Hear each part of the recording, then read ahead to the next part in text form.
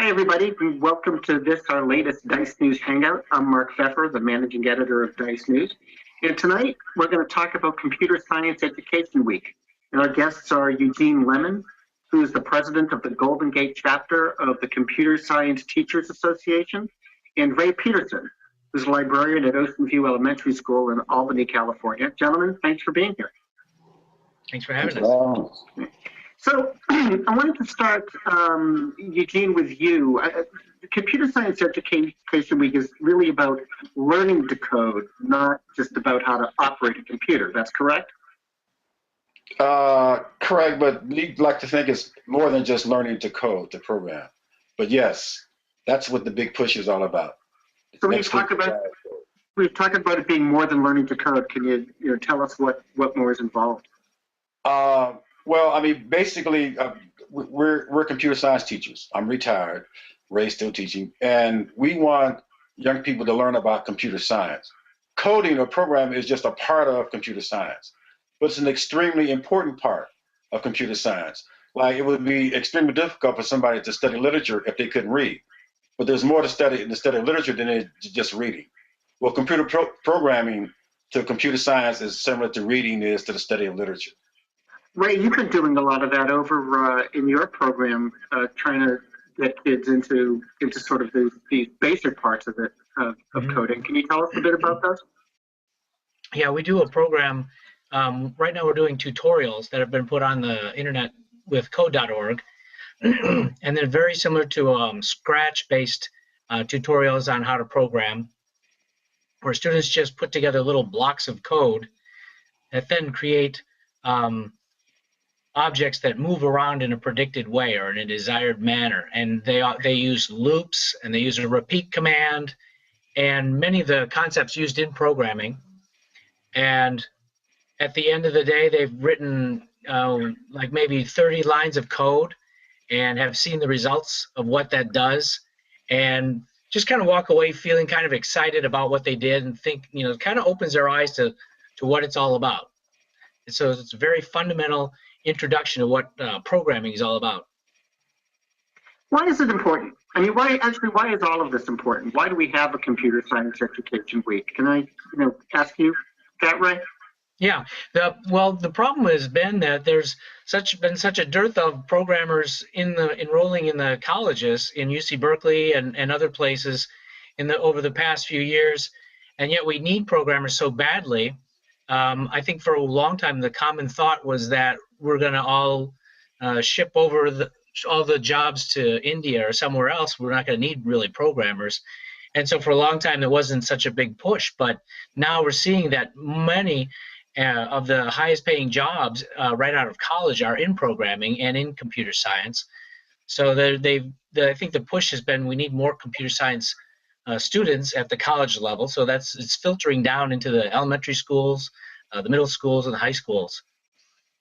It's been a push that we've done at UC Berkeley. Eugene's been a part of it to get 10,000 teachers, part of the CS10K program, to get 10,000 teachers involved in teaching a high school level computer science, introductory computer science class through College Board that has AP credit.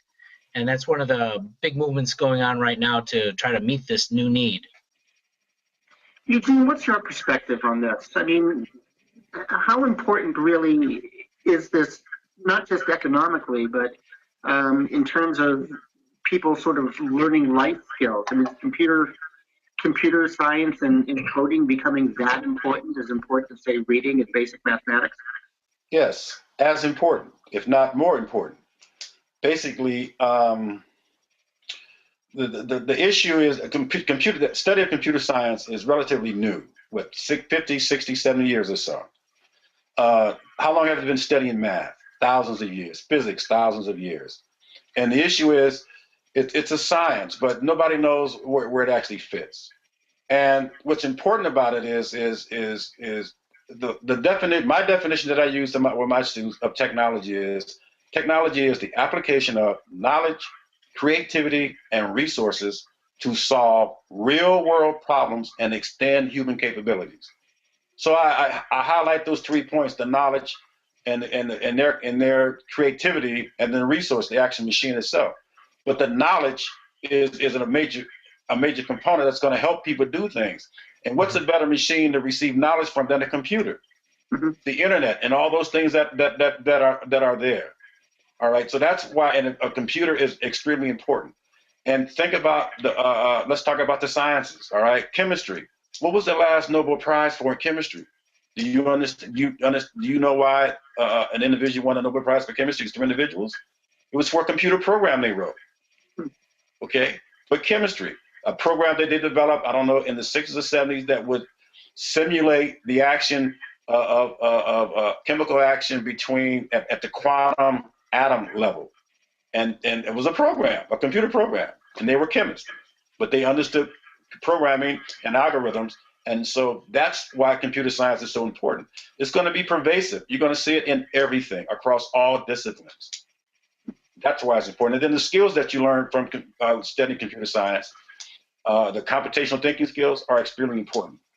I assume you know about the big push about the Common Core state standards that's going across the nation. Right. Okay. So with the Common Core state standard under math, a major component of the Common Core state standards are called the mathematical practices. There's 8 mathematical practices that are extremely important. They're supposed to encompass all of the Common Core math standards. Well, if you look at those 8 mathematical practices, it's almost a direct map to the computational thinking skills. So that's why computer science is important, to get it into the schools. All right, to have young people become critical thinkers. Well, when I was in graduate school for journalism, and when I was in there, one of the things that they would say to us is, even if you go off into another career, as a journalist, you're learning to write, you're learning to distill complex ideas down into, down into a simple piece of communication, and that was a skill that could serve you anywhere. Is computer science kind of becoming like that? That no matter, when you learn it, no matter where you go in life, you'll be using it and you'll need to use it? I think so. I think it's a real fundamental feeling, a fundamental knowledge. It's hard to explain. I think we're right on the cusp. I'm sorry, a whole lot of noise is going on in the background here. I think what did it for me, when I saw the importance to this, was when I did an unplugged activity, which is like a computer science topic that's actually done without computers, when I had about a whole class, 30 middle school students, all outside in the playground, and I had arranged them in different rows, and they each held a card, a number, a decimal number, and they compared it to the person next to them. And the person that had the smaller of the two numbers stayed where they were, and the person that had the larger of the two numbers moved forward until we were left with one person who was at the very top. And then they got into a line, and they realized then that they were all sorted numerically in a very short time by just making a couple comparisons. And this is the way that computers sort data like that, the way they sort large numbers. And just having them see that and having them understand how it's just another way of thinking and another way of seeing the world. And I think studies have shown that students do much better in math and logic and even physics with this kind of fundamental knowledge that they get from these types of activities. Eugene, what do you think? Let me add something. There's a quote on the code.org website by a gentleman, I forget it, I'm not sure about his first name. His last name is Negroponte, I believe. And he was he started at the MIT Media Labs, okay? Yeah. And Nicholas Negroponte. Pardon me? I think it was Nicholas Negroponte. Okay, Nicholas Negroponte. And his quote, what he says to me, explains a lot. I believe I may be paraphrasing, but I think what he says is, he says, while programming, you think about thinking. Yes, while programming, you think about thinking. And while debugging, you learn to learn. Okay, and that's what to me, computer science settings in programming, we're basically talking about programming now. What it really does for it gets you the ability to a lot of times think out of the box. That term we use quite a bit. You learn skills. I mean, basically of solving problems. All a computer program is an algorithm, and all algorithm is steps that you use to solve a problem. Okay, so that's what you learn how to do when you learn how to. We're talking about programming specifically now. Is learning how to solve problems, and then you can use that skill in anything you try to do. Learning to be able to solve problems.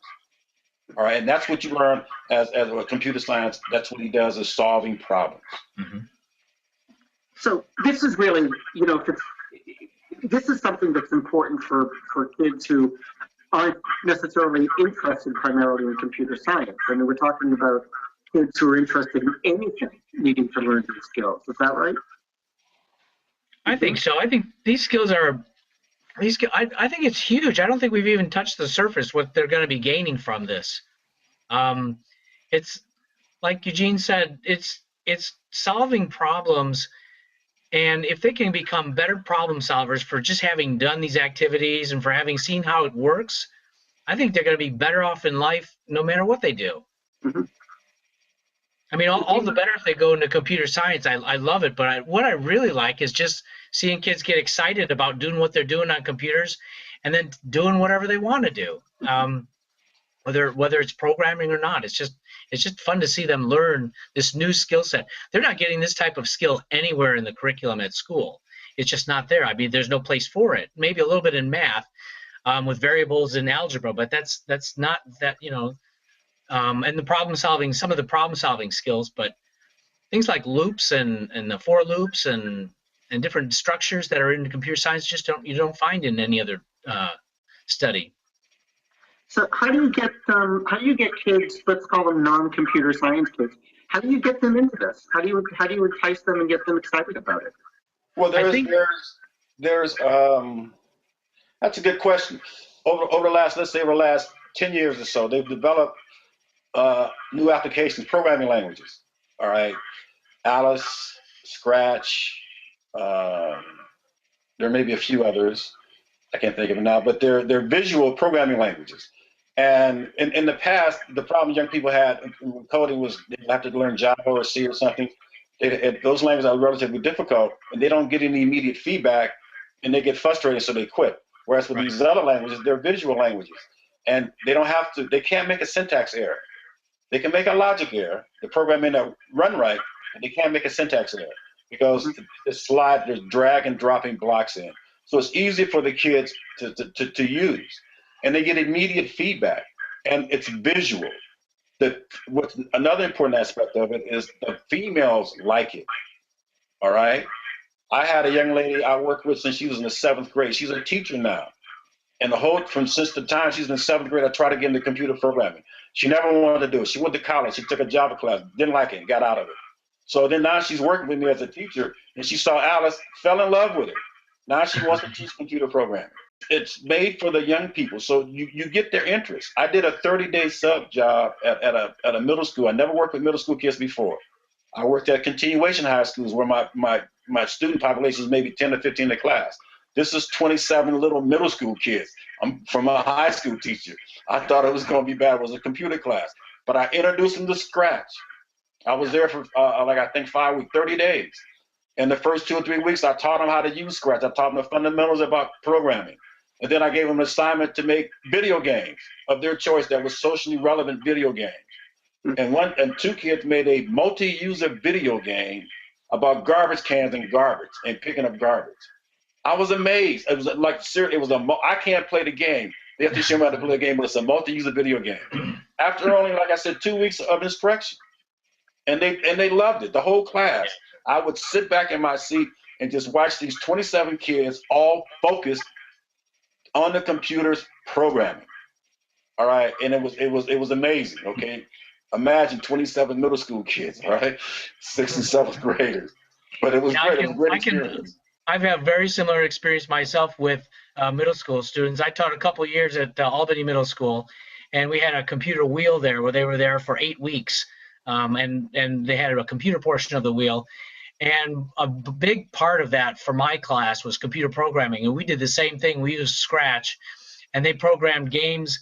I think that was probably one of the most rewarding times I've had working with students. And these are middle school students, and at the time, I mean, they are like, sometimes some people might say they're the most difficult or the most challenging to teach, as at least by the time they get to high school, they're either into it or not, but they won't protest too much. But these guys were really engaged. In fact, I even opened up the computer lab at lunchtime with the provision that all they could do was program. They couldn't play games or anything, but they could program. If they programmed a game, then I would let them play that. And I had a full lab every day, and they were just so into it. They just loved it. And it's all because of Scratch through MIT. And we didn't do any Alice. I don't know about you, Eugene, but I think we just stuck with Scratch. And it was a very easy to use, very easy entry point. And like you said, no chance of making syntax errors, which are so, I don't know, so frustrating at learning early on if you're programming. Like if you miss a semicolon somewhere and you just can't find it, you don't even know if that's really the problem or if you're just not doing it right.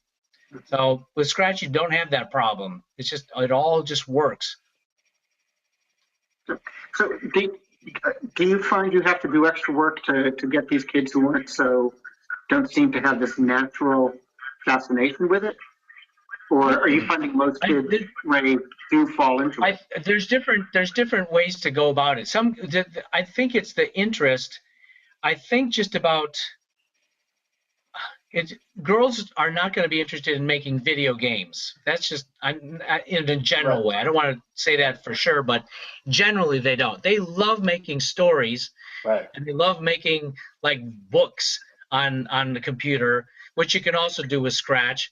So if you can get them engaged in something like that, which has nothing to do with, quote, programming, and say, here's how you make a story, and then you kind of sneak them into it, and they say, okay, you got to drag this here and drag this here, and you make a story. So then they're making this story using some pretty complicated computer science moves in the background, going on in the background, yet they don't really think they're programming. They think they're making a story. So it's kind of cheating, really. But I found no problem with engaging probably about 85% of the students. There are a few students that just, for whatever reason, just don't like it.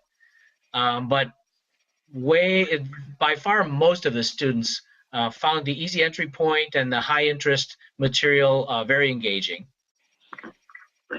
Yeah, you're going to find very few students who don't like it. Rarely will you find one. But I mean, something I've been thinking about a few years now that I've noticed, and like I said, I worked at a continuation high school for a while. So some of the kids that we had, were kids, they would be labeled as ADHD. But what I found, and I've had this confirmed by a college professor, Steve Cooper at Stanford, who runs the Alice programming language program. He's made some observation himself. I don't think any studies, but these particular young people get focused when they're on the computer, coding, truly focused. All right. I mean, I even when I was at a middle school, like I mentioned before, for 30 days, and I had one child who had autism, and I mean he had to be escorted around the school with an adult all day to all his classes. Okay, and it was hard to keep this kid still.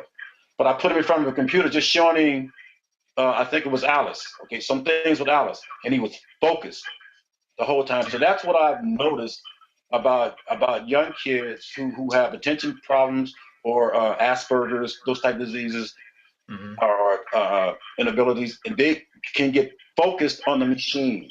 It gets their attention. So I don't, like I said, I don't know of any studies that have been done, but I'm gonna talk to Steve Cooper about it. He's made some similar observations. We've had some discussions about it. He's noticed the same thing. Yeah, I've noticed some of the same things too. I had a student at that same middle school who had very low social skills and probably somewhere on the spectrum of being autistic, and he was a very, very good programmer. Right. And very able to focus, but like you said, kind of low, just not quite functioning along with everyone else. Right. Right. His social skills were not there, but yeah, they get focused. Yeah. So we're really in the midst of Computer Science Education Week, and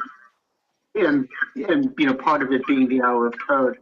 These they've been getting a lot of press. They've been getting a lot of attention. Do events like this or programs like this really help, you think? Are they doing their job in terms of getting more people really involved, more kids really involved? I think it's been real helpful for me to get involved this year because they had curriculum online, excuse me, ready to go, and I was able to use with the class. So that's been really helpful. I think this movement's been very successful for me this year. Last year I didn't do anything, and this year I've got 30 kids in the lab working on an hour of code this year. So it's been good for me. Eugene, what's your observation? What we've done as part of the CSTA, our chapter a few years ago, I think it was, what is this? Is this the fourth CSN day coming up, Ray? Is this the fourth one we've had now? Yeah, I think so. Yeah. The day of code, like we did at the, yeah. Yeah, with this big event at UC Berkeley where we bring up, in the past, it's been as many as a couple hundred kids, but I think this time we're bringing 500 students Right. From out the Bay Area to UC Berkeley on, I believe it's next Tuesday on the 10th for an all-day event. We're going to talk to some of the computer science students, going to see some demonstrations, talk to the professors, and learn and do some coding and stuff. So that's a big event that we do every year for the CS Ed Week. But this year is the big thing that Code.org is pushing, the Hour of Code. So that's, I believe, all the press that you send is going on, with press that there is. Right. But what I found is, my concern is that it just depends upon the school and the administration if they want to get involved. All right. Today I was at a elementary school in East Oakland, Joaquin Miller Elementary School. The principal there, she's into computer science.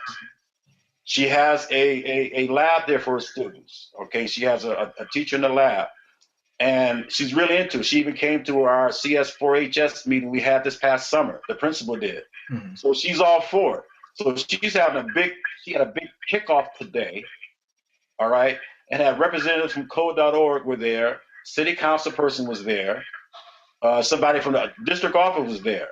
Now, right next door to her, right across the parking lot, is a middle school. All right, where the kids come from her elementary school, they go to the middle school. They're doing absolutely nothing at the middle school. Oh. So the issue is getting the principals and the administrators to understand what Ray and I understand, how important it is for young people to understand and learn about computer science and specifically, but as of right now, programming. That's the end to get them all interested, because the kids love to do it. And one of the reps had who was there today, demonstrated to the kids, like, there's an auditorium full of elementary school kids, and they were a little antsy when he was talking stuff, but when he demonstrated on the screen coding Angry Birds, I think there's a game called Angry Birds or something, they all became attentive, and they were all focused, and they watched how it was done. And he had their attention. So whatever it is about the technology, the kids love it, and it gets their attention. Any closing thoughts about this? No, I'm just looking forward to the Hour of Code. I'm looking forward to doing more of it. It's something that we're going to do all year this year. It's kind of a kickoff. We have a robotics club that meets every Tuesday after school, and it has become so popular. Kids are now coming in at lunchtime recess so that they can work on the robots. So I'm really looking forward to this year. It's been real exciting, and I think Hour of Code is just a kickoff. I hope it catches on, and I hope more and more schools get involved with it. It's good to see you too, Eugene. Right, Ray. Good to see you again. From my perspective, I'm trying to get it into as many schools as I can in Oakland, but I'm also working with Code.org, with Laura Klein at Code.org, and we're actually bringing it into the juvenile halls, the detention centers. Wow. We've already got Alameda County lined up. They got 160 people they set out there, so we're going to do something for them next week. I was at San Francisco Juvenile Hall today, and I met with some people out there. I think we're going to be able to do it at San Francisco Juvenile Hall. But the point is that code.org, they want all young people to be exposed to coding. In other words, computer science. Everybody, those incarcerated. So I'm working with code.org. They're working with me to get this in, even into the juvenile hall system. That's great. Well, I want to thank you both for joining us tonight. You're both doing really great things, and I think a lot of people appreciate it. But we really appreciate you taking the time to be with us and to talk about Computer Science Education Week. Ray Peterson, Eugene Lemon, thank you again. And for everyone else, I'm Mark Pfeffer, the managing editor of Dice News, and thanks for joining us. Thanks for having us. Thanks.